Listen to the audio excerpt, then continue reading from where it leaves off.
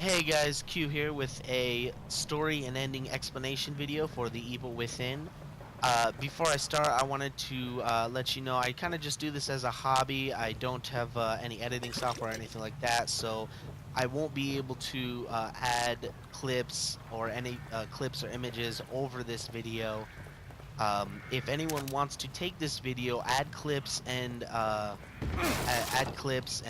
images based on what I'm talking about and sending it back to me, I will definitely give you credit for that. Uh, I will definitely give you credit for that and repost the video with your name attached on credits for that. Now, first I'm gonna start off with things I'm pretty sure about, like pretty guaranteed on. I don't think a lot of people have picked up. There's always when you're in the save point and throughout the game, there is pictures of a family of four people: a mother, a father, a son, and a daughter. Now, as you learn throughout, the son, his name that is the Victorano family, I believe Victorano family. Shit. The son, his name is Ruben. The daughter's name is Laura, and you never learn the parents' names. Um, but with that, you will find that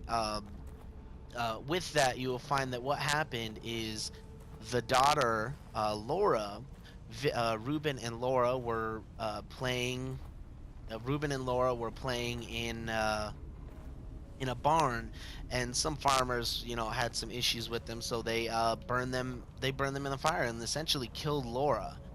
Um, what you're gonna you do find that out later in the game, obviously. And obviously Ruben was violently scarred with that. Now, what you don't, and now obviously I believe it does mention that his parents died in the car crash, so Ruben inherited the fortune. Now, Ruben is She's Ruvik, and I don't gone. think a lot of people realize that is that Ruben Victorano, RU for Ruben, VIC for Victorano, and then he changed spelling to Victor with a K for Ruvik. Ruben Victorano is Ruvik. Now, Ruben Victorano, he inherited the fortune. He had a very My scientific head. mind, and he created the ability to tap into people's minds. When you go in through his mansion, you see there's a lot of brain experiments and stuff. It was his own experimenting on people, and he did tons of research, and he found a way to preserve people's minds and explores people's minds and It's memories, been a and while since also your last to an visit. extent control their minds. Now the painting's not here right now, unfortunately, in chapter 3, but so what happened? So throughout that, Ruben got in touch with the other doctor, and I wish I could remember his name. But they did research together. Ruben used his family fortune to fund the asylum. I believe not they were funding the asylum, which is where the doctor worked. They were using the asylum patients as test subjects. Now, where does this tie in with Castellanos? This is more into. Sorry, let's move back a real bit. So, the monsters in Ruben's world, in all this fictional world, the monsters are all part of Ruben's subconscious. Each of the monsters portrays a sense of his subconscious. Ruben made mention of Ruben when he was still Ruben, made mention of someone entering his safe and stealing his research. Well, and then he said, the next person who opens my safe will be sorry. Obviously, that is a reflection on the keeper, Mr. Safehead. Obviously, you have Bone Laura, who is a reflection of his sister. I believe that is a subconscious or uh, a conscious representation of Ruben slash Ruvik reanimating his sister in his mind, his sister who was burnt alive. Now he feels his sister was a victim, was a complete victim of wrongdoing, so perverted her reanimation he perverted her reanimation into into obviously Bone Laura, someone of anger and retribution, revenge. And obviously, there's a lot of other enemies that you do that to. I believe there was a not rat, but that big monster. It has like a Seven Sins name. That's also another part of Ruvik, and that's good and dandy. Now into more of a little about theories. Um, with Ruvik, sorry, with in the beginning of the game, Castellanos, um, Joseph, and Kidman all enter the asylum on a call. Now, it is of my opinion, when they enter the asylum and he sees on the video screen, I believe at that point when they are on the video screen, they are not they are no longer in the real world.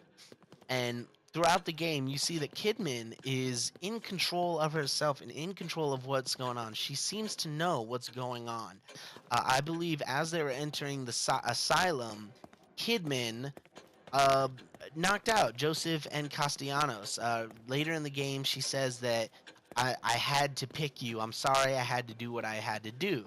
I believe that she specifically got herself assigned to Castellanos and uh, Castellanos and Joseph because she needed Castellanos to help her navigate Ruvik's world, and I'll explain why that is in a minute. But at that point, I believe it is Kidman who actually put them in the machine. Now, the machine itself is a fantastic thing. Ruvik was the creator of the machine, and he used it to explore and try and control other people's minds. He would, for lack of a better term, jack himself in, and be able as opposed to being driven mad as most of his other patients had, he was able to get himself keep himself in control and control it in an Inception architect kind of way. Now the machine is quite genius. What happened is toward the end you realize that the other doctor, and I wish I could remember his name right now, the other doctor betrayed him and actually placed Ruvik in the machine. Now what happened there is they captured Ruvik, or Ruben Victorano. They captured Ruben Victorano, cut him open, and put his brain kind of as a host, a hard drive, a motherboard for this machine, and that is why Ruben Victorano's brain was in the center of the machine at the end. Now, what happened here is so when Ruben was trapped in the trapped in the simulation, for lack of a better term. But what they didn't realize is because Ruben Victorano was the host, he could control, and his mind could control just about anything. But it was still influenced by everyone else in the game. That's why Ruben could not just kill everyone out of spot. He kind of could, but as you know, there's kind of the safe area here. You got Tatiana here, who was another person who was kidnapped and put into the machine. Um, so each area of the game is influenced, but Ruben Victorano controls just about everything. Now, when Ruben Victorano was input into the when his brain was removed and used for the machine, he lost part of his identity, and that is when he became Ruvik. He only remembered the bad, the pain in his life. But he did remember the real world, and he wanted out.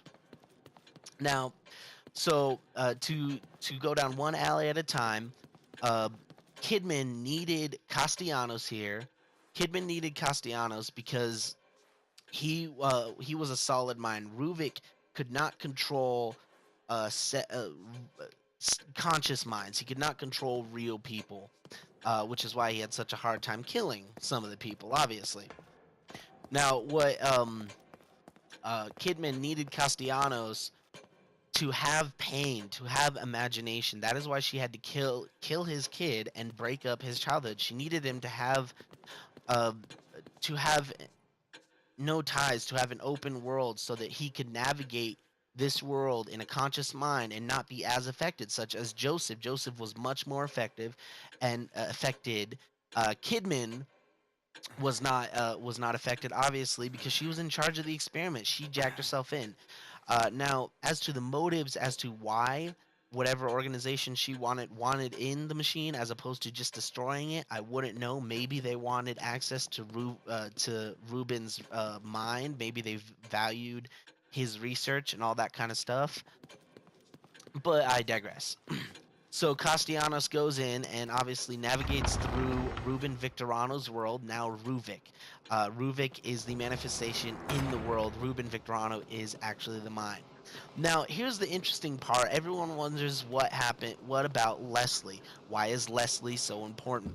Leslie was one of the only surviving patients that Ruben had originally experimented on. Obviously, he was driven insane. Leslie's mind was unique, however, in the sense that he was driven mad just as all the other patients, but he was still alive. Now, because Leslie's mind was not a conscious, willful, willful acts such as Castellanos and Kidman, Ruvik figured out that he could transfer his thought and his mind into Leslie. Now the problem is he needed to take over Leslie's mind, and Ruben Victorano's goal throughout this entire game was to find Leslie's mind in the simulation, for lack of a better term, and take it over. And at that point, he could transfer his consciousness into Leslie's mind and take Leslie's mind and put it into the machine, switch minds with him. Essentially, he could only do this with Leslie because Leslie's mind was not conscious and willful.